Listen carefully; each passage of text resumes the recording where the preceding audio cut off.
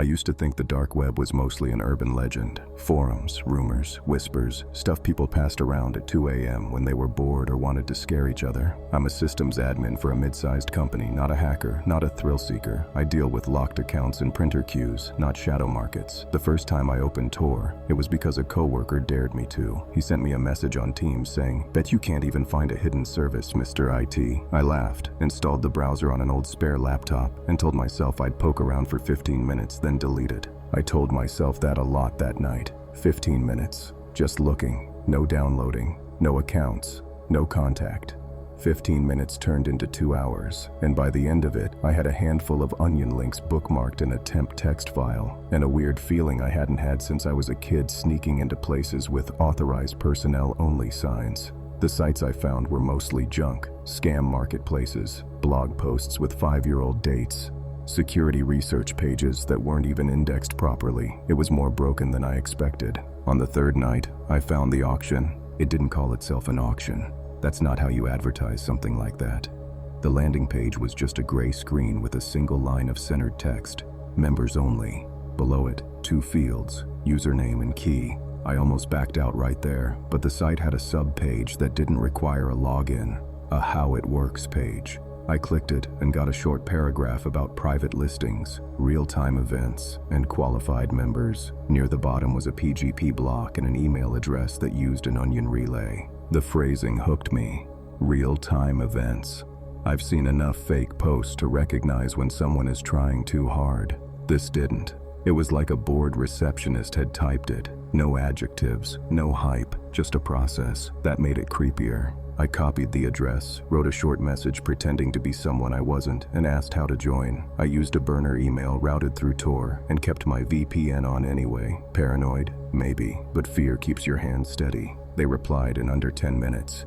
Proof of funds, proof of discretion. We allow observers at Tier 0 with escrow only. Deposit is refundable at the end of the quarter. If you're not looking to buy, don't waste our time. Signature below. There was a PGP signature. It matched the site's key. I closed the laptop and went to brush my teeth like I could wash the feeling off. My bathroom mirror looked too honest. I caught myself mouthing the words, proof of funds, and realized I was grinning, which scared me. I wasn't excited. Not really. It was more like the grin your face wears when you're about to make a risky lane change and convince yourself it'll be fine. I didn't have any crypto. I had a Coinbase account from a few years back with like $140 in it. That wasn't proof of funds by anyone's standard. I told myself that was the end of it. I couldn't even observe if I had to stake something I didn't have. I should have left it. I didn't. There's a type of person who can stop at the edge of the cliff. I'm not that person. I went to the site's observers page just to peek at the process. There was a timeline, weekly live sessions, regional focus, a list of categories that weren't spelled out, just hinted at with initial letters. H, P, D, R. I guessed H meant hardware, P might be pharmaceuticals, D maybe documents.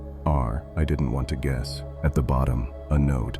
Local listings highlight proximity advantages. That line bothered me enough to keep me up until 2 a.m. Local listings. I live in a decently sized city. Midwestern, lots of warehouses, a river, a decent airport. I didn't like thinking about what proximity advantages meant. The closest legitimate explanation I could invent was something like faster shipping. Then I reminded myself this wasn't Amazon. I almost told myself to delete the browser when another message came in. If you can't post escrow, we can time bind you with a 0 balance observer slot. You get 5 minutes. No chat, no bids, no archive. We test you. If you attempt to scrape or copy, your key is burned and your device is tagged. Agree? If yes, paste this sentence exactly into the subject line. I understand and agree to 0 balance observer conditions. My heart pounded so hard I felt it in the tips of my fingers. I was suddenly aware of how warm the room felt. The dusty smell from the baseboard heater, the way the laptop fan ticked every few seconds. 5 minutes inside something I should never see, I typed the exact sentence and hit send. They replied with a time, 00:45 UTC, this Wednesday, key follows, use a clean environment. I did something that, in hindsight, probably saved me. Probably. I didn't use my work laptop. I didn't use my daily driver. I went to my storage closet, dug out an old machine I'd wiped last year, and booted it off a live USB. I turned off my phone and put it in another room. Then I sat in front of the screen and watched the minute hand climb. At 0043, a new email arrived with a PGP encrypted block. I used the key from their site, and it opened to a short set of instructions and a single-use URL.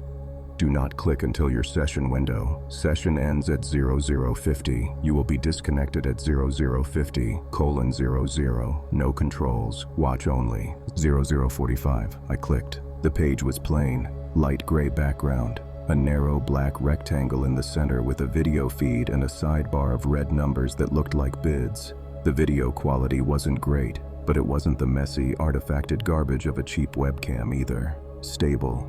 Lit like someone cared to show what they had. The camera pointed down a corridor, concrete floor, poured walls painted off-white, a metal door at the far end with a horizontal push bar, no labels. In the lower right corner, there was a timestamp in Region 3. Below that, a string of characters I recognized as a session identifier. A gloved hand slid into frame and set a clipboard on a small rolling cart.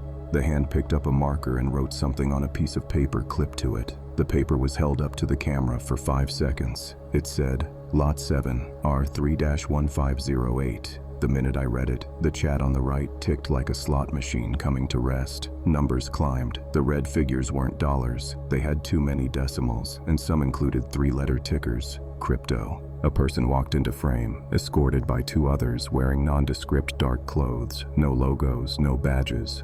The person in the middle had their hands cable-tied in front of them. They were upright, not dragged, not forced forward, just moving with small steps like their ankles were tied too. They wore a sweatshirt with the hood up and gray sweatpants. Bare feet. The face was blurred, but not digitally. It was covered with a cloth that had been taped around the head. I told myself it was fake. I told myself it was theater. I told myself a lot of things while my throat dried out and my hand went for the laptop lid like a seatbelt in a sudden stop. The 2 escorts positioned the person in the middle under a bright light that made the concrete shine. One of them unfolded the clipboard, held it up again. It had the word local written in the margin next to the lot number. The bid numbers jumped. The screen flickered for a second, then changed angle. Now the camera was higher and closer, aimed at the person's hands. The cable tie around their wrists had been threaded through a plastic lock that looked like the kind you see on shipping crates. Not a hardware store tie, something purpose-made. The camera zoomed in, and for a second I could see the veins on the person's hands. They trembled, then stilled like someone said something off camera. A new line of text appeared under the video. Delivery options, pickup, dock, transfer. The word dock made my stomach cold in a very specific way. I work near the river. We have loading docks. Everyone in this city knows that word. A little icon in the corner showed a map pin in 3 letters. I froze. Those letters were the same 3-letter airport code my city uses, followed by a hyphen and 2 numbers. I stared at it until the letters swam. Maybe it wasn't my city. Maybe lots of places shared those letters. My brain tried to find excuses fast enough to outrun the meaning. A speaker crackled. A voice spoke, synthetic sounding, like it had been run through a filter. Lot 7, Region 3, local perks. 10-minute inspection at pickup. No face preview. Bids start at now. The red numbers jumped so fast I couldn't read them. The hands on screen shook harder. One of the escorts placed a hand on the person's shoulder. I realized I was holding my breath. I forced air out and my chest stung. I don't know why I did it. Maybe I just needed something solid, something technical to hold on to. I right-clicked the page to view the source. It didn't allow it. I moved my cursor to try to drag the video into a different window. It beeped a quiet, single tone, some kind of UI block. In the top right corner, a small icon I hadn't noticed before turned from gray to yellow. It looked like a tiny, stylized eye. Then a new line of text scrolled across the bottom of the video. Observer, do not interact. I jerked my hand away from the trackpad like it was hot. On the sidebar, one of the red numbers turned green. The timer in the top right hit 004930. And then I saw something that pushed the whole thing out of maybe fake and into this is real and I am too close. The person's sweatshirt sleeve slid back a little when they lifted their hands. There was a small, dark dot on their wrist, right under the thumb pad, a mole, the kind of harmless mark you'd never notice unless you were close. For whatever reason, that tiny bit of human detail cracked me. I didn't want to be there anymore. Another line of text. Local verification offered. Observer proximity. Eligible. My vision tunneled. Eligible for what? What did they know about me? I moved my cursor to the tab's close icon. When I clicked, the screen flashed white. For a split second, a black banner appeared with a string of letters and numbers. It looked like a hash or a unique tag. Then the window closed. I sat with my hands in my lap and stared at the wallpaper. My apartment was silent, except for the fan in the heater and the faint hum of the refrigerator in the kitchen. The lock screen reflected my face back at me, pale and too still. Then the email notification sound chimed from the other room, my phone, which I had turned off. I walked to the bedroom where I'd left it. It was on. I don't mean I misremembered. I mean I held the power button until the power off slider appeared earlier that night, slid it to off and watched the screen die. Now it was on and buzzing with a new message from an unknown number. It was a link to a map. A pin blinked on a street 2 neighborhoods away from mine. A loading dock behind a small distribution warehouse I'd driven by 100 times without noticing. The message had no words, just the pin and a 4-digit code. I turned the phone off again. The screen stayed off. I put it in a drawer and shut it. Then I went back to the laptop, powered it down, pulled the USB drive, and set both on the table, as if putting distance between them and me could make a difference. My hands wouldn't stop shaking. I poured a glass of water, sipped, and only then realized my teeth were chattering. I didn't sleep. I didn't go to work. I called in sick and sat on the couch with the TV on mute, flipping between channels without really seeing them. Every sound in the building made me flinch. At noon, I checked the peephole on my front door and stared at the empty hallway until my eyes watered. It was a day made of small panics. At 3 in the afternoon, there was a knock. 3 short taps. Pause. 2 more. I froze. Another knock. The same pattern. I took 2 steps toward the door, then stopped myself. I checked the peephole again. The hallway was still empty. I stood there, my heart thudding so hard I thought I could hear it through the door. I waited a full minute. Nothing. When I finally breathed again, I noticed a small piece of paper sticking out from under the door. It must have been slid under during the knocks. I crouched and picked it up. It was a printed screenshot of the video feed I'd seen the night before. The angle was the same, but the timestamp was different. Today's date, 004612. The person in the photo had their head tilted just so, and the cloth over their face had a slight fold like a frown. Someone had circled the mole on the wrist with a pen. There was a sticky note attached. On it, in block letters, it said, "Local confirmed. Doc code valid until Friday. Do not reply." I didn't call the police that day. I told myself every excuse. Maybe it was an elaborate prank. Maybe if I involved the cops, I'd be implicating myself in something I couldn't explain. Maybe the photo was staged. Maybe the doc code was for a storage unit, and I'd walk into a stupid surprise. Fear can be a good liar. Thursday night, I woke up at 2:11 a.m. because someone screamed in the street outside. I went to the window and saw no one. The scream could have come from a TV in another apartment or from the alley where sound bounces. But after I stood there long enough, the temperature of the night air in my lungs reminded me of the cold concrete in the video, and I couldn't get the image of the mole out of my head. Friday at work, I became a visitor in my own life. People asked me about tickets, about a server migration we were doing next week, about whether I could fix their dual monitor issue. I nodded, typed, smiled. At 4:38 p.m., as I logged a change request, I saw a username in our company's chat system that made my vision tilt. It wasn't a name so much as a handle I recognized. It matched one of the bidder IDs from the auction sidebar. 6 letters, 2 numbers, a hyphen. I only saw it because it popped up for a second in a guest list for an external call someone was hosting in the conference room. The call ended, the list disappeared, and I was left staring at a blank screen that reflected my face and the overhead lights like a cheap mirror.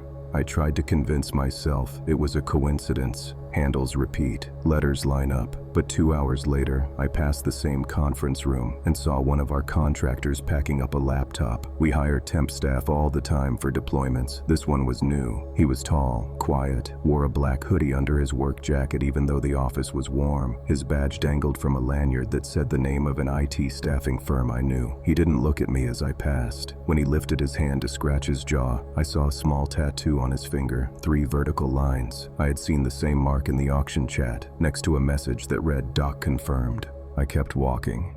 I didn't stop. I didn't ask his name. My hands were cold and damp. I went straight to the bathroom, locked myself in a stall, and sat on the closed toilet seat with my elbows on my knees until the shaking passed.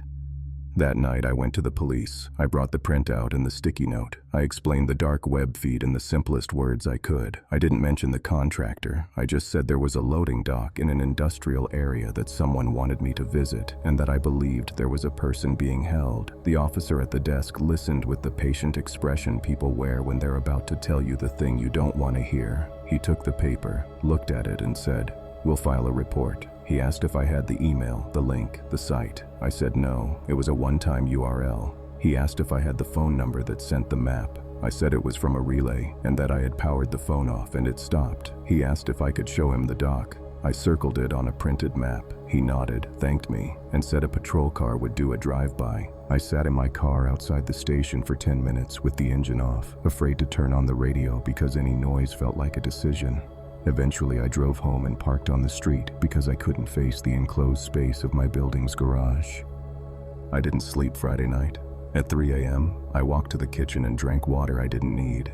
I stood at the sink and listened to the building's bones settle. A refrigerator cycle kicked on, and the sound's low hum sounded too much like a voice playing at the edge of hearing. I went back to the couch and put the TV on without volume again. The blue of the screen filled the room. At 3:26 a.m., my doorbell rang. It's not a chime. It's a harsh buzz, like a saw hitting a nail. The sound cut through me. I stood up too fast and hit my shin on the coffee table. The bell buzzed again, then stopped. I walked to the door and pressed my eye to the peephole. The hallway was empty. As I kept looking, someone stepped into view from right up against the wall, too close to the door to have been seen at first. It was the contractor in the black hoodie. He stood with his head slightly tilted, as if listening to my breathing through the door. He didn't knock. He didn't speak. He lifted his hand and held up a small printed card to the peephole. It was white, with the same 4-digit code I'd been sent for the dock. He pressed it slowly against the peephole, so the numbers filled my vision. Then he lowered it and slipped it under the door. I followed it with my eyes as it slid across my mat. "Wrong door," he said softly, his mouth close to the crack between the door and the frame. His voice wasn't what I expected. No accent, almost bored. "But at least now you know it's not a prank." He took a step back. For a second, our eyes lined up through the peephole, and I felt a weird, nauseous drop in my stomach at the thought that he could see me too. Rationally, I know he couldn't. Emotionally, I moved back from the door anyway. He walked away without another word. I stayed there, hand on the deadbolt, listening to the soft carpeted footfalls recede. When I finally slid the bolt open and cracked the door, the hallway was empty. The printed card lay on the mat. I picked it up. The numbers were the same. On the back, in pen, someone had written a date and a time. Saturday, 2 o'clock. The time had already passed. I didn't go to the dock the next night. I didn't leave my apartment. I sat with the lights off and watched the window for headlights that slowed. None did. Sunday morning, I called the police station and asked for an update. The person on the phone said the patrol checked the address and saw nothing unusual. They couldn't enter private property without cause. I could file a trespass report for the building incident, but without camera footage, it was my word against whoever. I started seeing the 3-line tattoo everywhere. On a barista's finger, on a guy at the gym, on a woman checking out at the grocery store. It was probably just my brain pattern matching too hard, but every time I saw it, my throat tightened. I stopped looking at people's hands. I wore gloves on a 70-degree day and told myself I was cold. I moved apartments 2 weeks later. I told my job I was working remote for a month to help a sick parent. I changed my phone number. I wiped the old laptop, pulled the drive, and smashed it in the parking lot with a hammer I bought at a hardware store where the cashier had the kind of polite smile that makes you feel like a stranger in a town you grew up in. I deleted the Tor browser.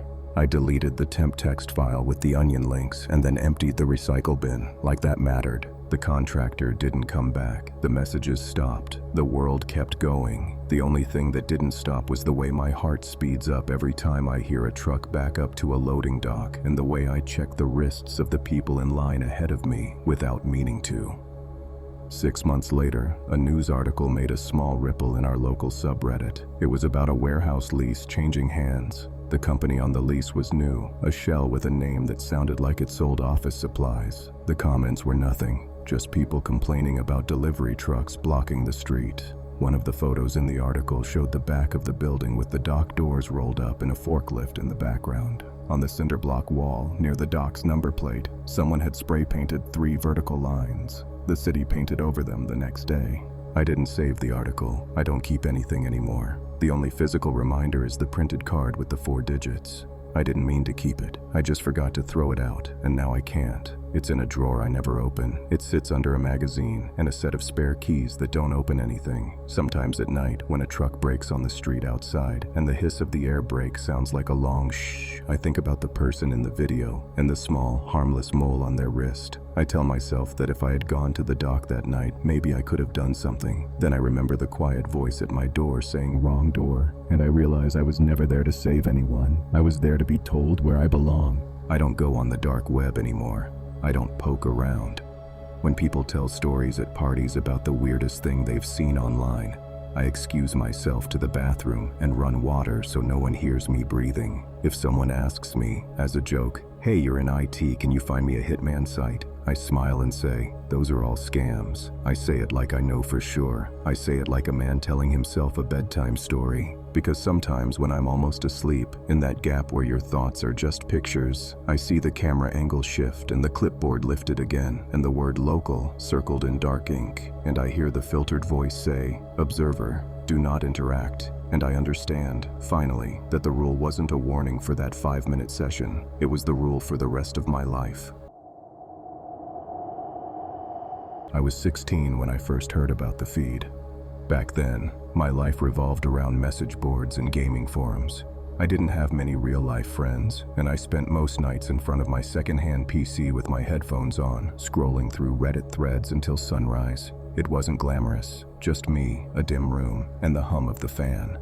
That summer, there was this small private Discord server that everyone in a certain tech subreddit whispered about. You couldn't find the invite link publicly. You had to know someone or prove yourself useful. It wasn't about hacking, not exactly. It was about access. That's what they called it. Access to unfiltered data feeds. Back then, I thought that meant raw camera feeds from wildlife reserves or unlisted live streams. I didn't understand what kind of access they meant until much later. A guy who went by S1GNALLOSS sent me an invite one night after I helped him debug a script. The server's icon was a plain gray circle, no banner. The description read, "The world is always on camera." Inside were about 30 members. Most used similar names, technical but edgy. Packet Ghost, Camdrop, Feed Loop, K27. They spoke in short sentences, often dropping URLs that were long strings ending with .onion. When I joined, a bot sent me a DM that said, "Welcome to the feed. Rule 1, don't talk about it outside. Rule 2, don't ask how the streams are found." There was a single channel called #LiveFeeds, and it updated constantly. Links, screenshots, and timestamps. The thumbnails were grainy, black and white shots from CCTV cameras. Most were empty rooms or parking lots. Nothing exciting, at least at first. I clicked one of the links that night. It opened in a small embedded player showing a grocery store aisle somewhere in Asia. A cleaner pushing a mop, an old man walking with a basket. I remember thinking it was boring. Then another link, an office lobby, another, an apartment hallway. Hundreds of them. The chat made jokes about playing God with CCTV bingo. I didn't realize they weren't joking. The more I watched, the stranger it felt. I knew these feeds weren't meant to be public. I started noticing brand names, street signs, even faces clear enough to recognize. Someone had hacked into these cameras, and now 30 random people, including me, were spectators. The realization made me sweat, but the curiosity kept me there. Every night, new feeds appeared. Some lasted a few minutes, others hours. I told myself I was only watching for the tech, the IP addresses, the network structure, the challenge of tracing how they did it. But I started remembering the faces. The security guard who always stood near the front door of a hotel in Moscow. The woman in an office who ate the same yogurt every day at 3 p.m. It became routine, like checking social media. Just people, living, unaware. Until the night the chat went quiet. It was around 1:40 a.m. My parents were asleep. The room smelled like instant noodles and warm dust. I clicked a new link that Feedloop had posted, http://7hf3dxvklm**.onion/live/house01. No description, just that URL. The preview image was black. I clicked anyway. The feed opened to a dark living room. There was a faint blue glow from what looked like a TV or maybe a fish tank. Nothing moved for a few seconds. Then the camera panned slightly, manually. Someone was controlling it. I typed in the chat, "Whose cam is this?" No one answered. The camera zoomed in on a couch. On it sat a small pile of blankets. A hand moved from underneath, reaching for a remote. Someone was sleeping there. The image quality was better than any of the other feeds, clear, almost cinematic. I felt uneasy, but couldn't look away. The zoom kept tightening until the person's face filled the screen. A teenage girl, maybe 14, asleep with earbuds in. The mic picked up faint breathing. That's when I realized there was audio. The chat finally came alive. K27, too real. Packet ghost. Yo, kill this link. Feed loop. Watch. The camera turned slowly away from the couch, across the living room, toward a hallway that led to a half-open door. Light spilled from inside, maybe a bedroom or kitchen. Then something moved in the doorway, just a shadow at first. It shifted closer, and I saw a person standing there, backlit, completely still. Whoever was controlling the camera zoomed again, focusing on the figure. The person stepped forward, and the light revealed a man wearing a dark hoodie. His face was pale, like the camera had night vision. He walked toward the couch. Someone in chat typed, "Scripted, no reply." The man crouched near the girl, reached out a hand, and brushed her hair away from her face. She didn't wake up. Then he turned his head slowly toward the camera, directly toward it, and smiled. Not like an actor, more like someone smiling at a friend they recognize. The feed cut to static. My headphones filled with a sharp burst of white noise. I yanked them off. The chat exploded. Feed loop posted 3 skull emojis. Then, mirror feed active. A new link appeared below. Against my better judgment, I clicked. This time the camera showed a computer monitor in a dim room. The screen on that monitor was displaying me. My room. My webcam. I froze. At first I thought it was a coincidence, some random kid's setup that just looked like mine. But then I noticed the same crack in the wall paint behind the desk, the same half-empty bottle of water next to the keyboard, and the same hoodie I was wearing that night, draped over my chair. It wasn't a coincidence. My webcam light wasn't on, but there I was, on someone else's screen, moving slightly, breathing. My fingers hovered above the keyboard, like I could type something that would undo it. The chat filled with comments. Packet ghost. Whoa, that's him. K27. Bro, it's looping back. S1GNALLOS turn off your cam. I yanked the USB cord from the back of my PC. The image on my monitor froze for half a second, then continued moving. My feed was still live somewhere. I stood up and stared at the webcam lens. My heartbeat was so loud it felt like static in my ears. The image on the screen tilted, like whoever was watching was adjusting their angle. They zoomed in until my face filled their frame. My stomach dropped. I unplugged the power cable, killing the monitor, but the screen stayed on for a full second after it should have gone dark. I didn't wait to see what came next. I left the room and went to the kitchen, sat on the floor, and tried to breathe. My phone buzzed in my pocket. Unknown number. Message. "We see you."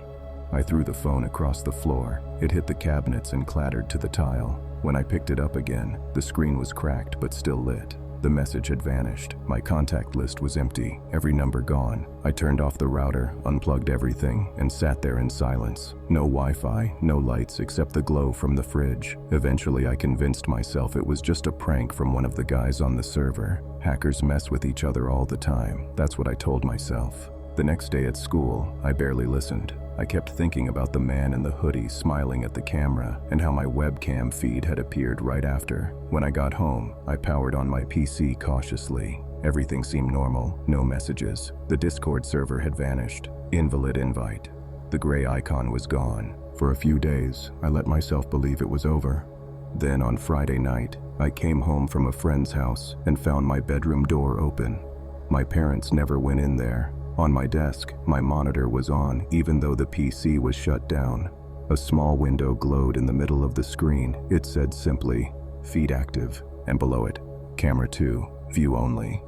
I moved closer. The image showed my living room, but the angle was strange, slightly elevated, tilted from the corner of the ceiling. I looked up. The smoke detector blinked a tiny red light I hadn't noticed before. I grabbed a chair, climbed up, and unscrewed the detector. Inside was a micro-lens camera and a small transmitter taped to the battery. I don't know how long it had been there. My hand shook so badly I dropped it twice. I took the batteries out and smashed it with a hammer from the garage until it was just shards of plastic. That night, I couldn't stay in the house.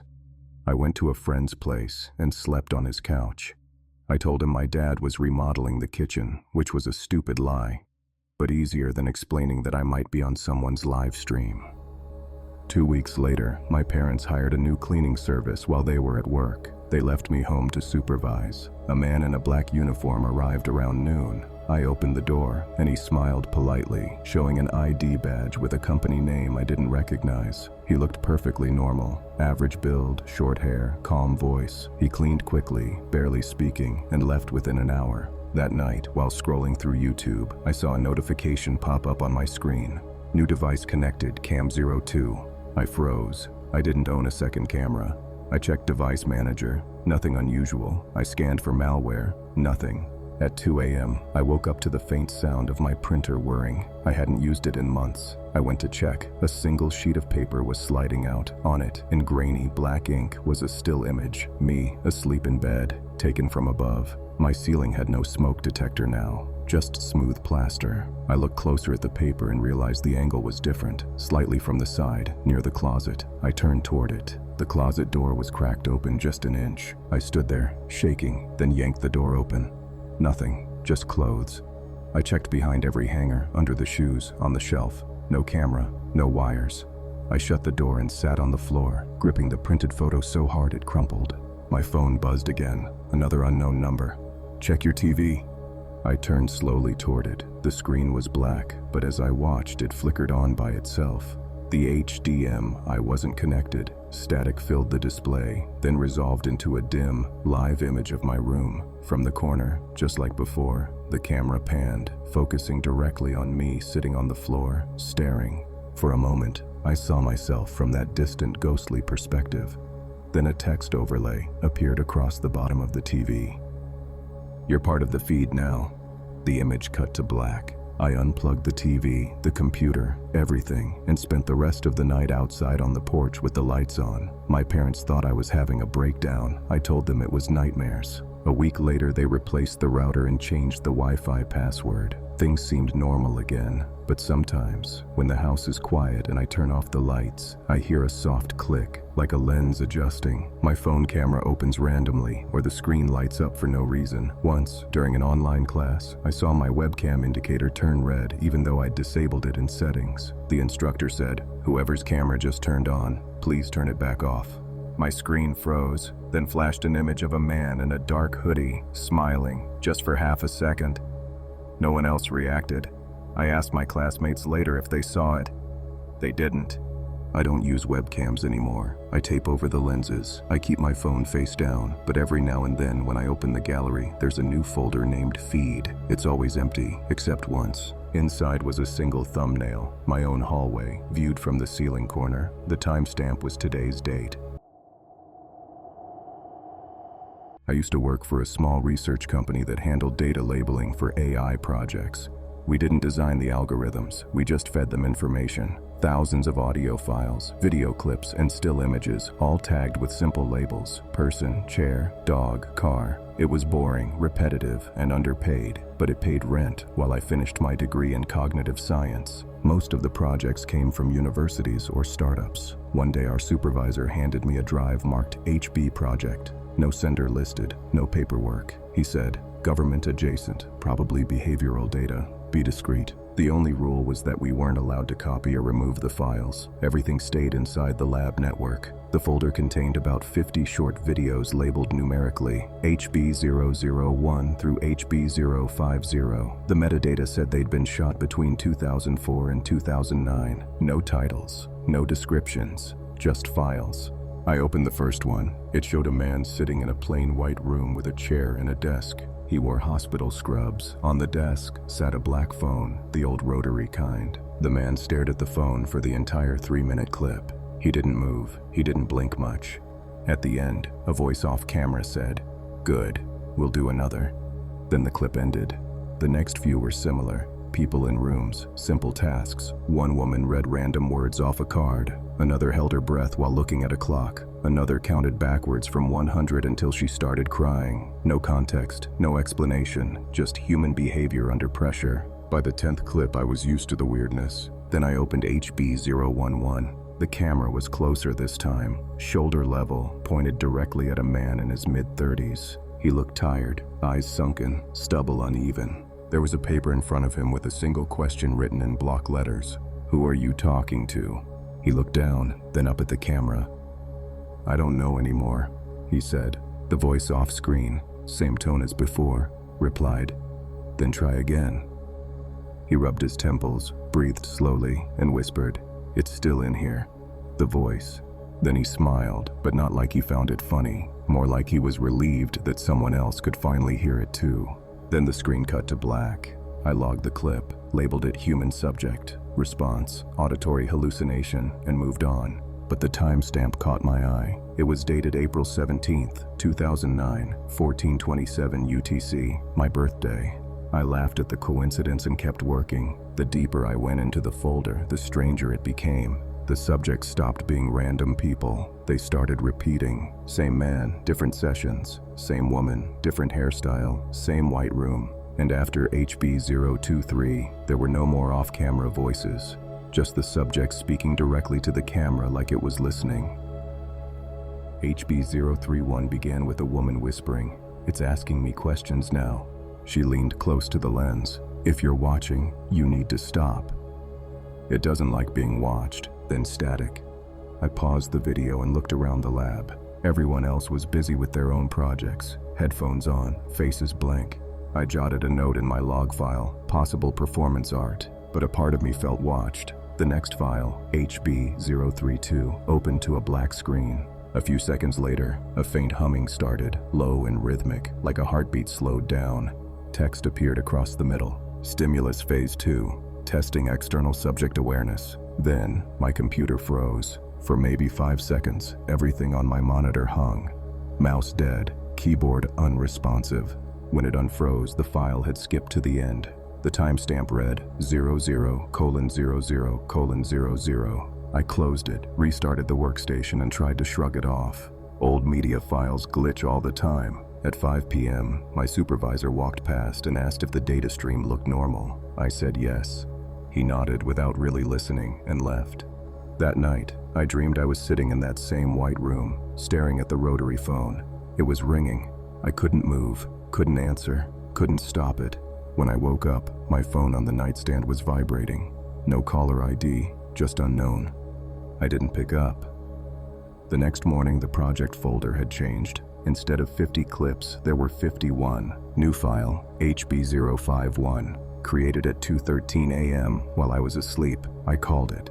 They checked the server logs. No upload, no network activity overnight. They told me it must be a sync error, but the file was there, and it was only 47 megabytes, smaller than the others. I clicked play. The camera was handheld this time, slightly shaky. The perspective moved down a hallway lined with the same white walls and fluorescent lights as before. A door came into view, half open. Inside was a desk, the same desk I'd seen in all the clips, and a computer monitor showing a paused video frame, my workstation screen. The camera zoomed in, and I could see the exact log file I'd been typing the day before. My name was visible in the Windows title bar. I stopped breathing for a moment. Someone had recorded my screen from inside the videos. I hit pause, then frame advanced to the bottom corner. A reflection on the monitor showed the faint outline of a person holding the camera. The silhouette looked male, medium build, short hair. Something about the jawline seemed familiar. I pulled up a photo of myself on my phone and compared the reflection. It matched. I told myself it was pareidolia, pattern recognition gone wrong, just coincidence. But my hands were shaking too much to type. When I looked back at the folder, the file was gone. That afternoon, the company email sent a reminder about a voluntary psychological survey for research compliance, mandatory for anyone working with HB project materials. I clicked the link. It opened a form with 10 questions. Simple stuff: stress level, sleep quality, feelings of paranoia. At the end was an optional text box labeled, "If you believe you are being observed, describe how." I typed, "The project feels self-aware." then hit submit. 2 hours later, my supervisor called me into his office. He didn't look angry, more curious. He asked how many files I'd reviewed. I said around 40. He nodded and said, "Good. Don't open the rest. We're transferring the data to an external archive." When I asked why, he just said, "They've decided you've done enough." That night, when I got home, there was a flash drive on my doorstep. No label, just silver metal with a small red light. I didn't own one like it. When I plugged it in, my screen flickered black for a second, then opened a folder automatically. One file, HB052.mp4, the timestamp, today, 19:06, 10 minutes ago. The video started in total darkness, then faint static light. A voice whispered, "Subject has accepted continuity." The camera adjusted focus. A room came into view. Not white, my living room. The camera angle was from behind the couch, looking toward me, sitting at my desk, watching the screen, real time. I turned around instantly. Nothing there. When I turned back, the video kept playing, showing me turning my head exactly as I just had. A few seconds delayed. It wasn't pre-recorded, it was mirroring. I unplugged the drive, but the image stayed. The video continued without it. The me on screen stood up, a second ahead of me, then looked directly into the camera and said, "Stop." I froze, then the feed cut out.